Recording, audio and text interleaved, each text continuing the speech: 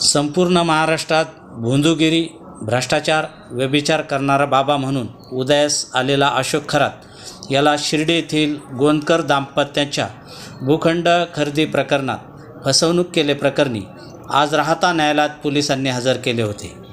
सरकार पक्षाचा युक्तिवाद ऐकून अशोक खरात याला 9 मेपर्यंत पोलीस कस्टडी राहता न्यायालयाने दिली आहे. या बाबाच्या जामिनावर पुन्हा 9 मेला सुनावणी होणार असून पोलीस तपासात शिर्डी व राहता परिसरातील आणखी कुणाकुणाची नावे येतात. खरातच्या सान्निध्यात असलेले शिर्डी राहता परिसरातील आणखी काही लोकांना अटक होण्याची शक्यता वर्तवण्यात येत आहे.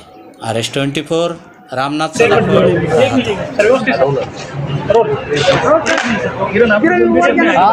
अशोक खरात याला किती दिवसाची पीसी न्यायालयाने दिलेली आहे?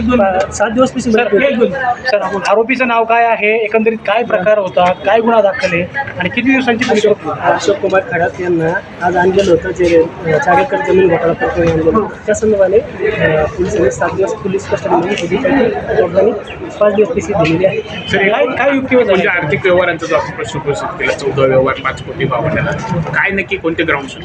आता मी ते जास्त सांगू शकत नाही, ते इन्व्हेस्टिगेशन अजून चालू आहे.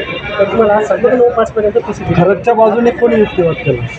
ते नाशिकचे वकील होते, त्याबद्दल मला जास्त सांगता येणार नाही आणि जास्त आम्हाला बोलता येणार नाही. माझं नाव ॲडव्होकेट गौरव गुडगे. सर, आपण काय नेमकं भूमिका मांडली किंवा आपलं काय म्हणणं होतं थोडंसं?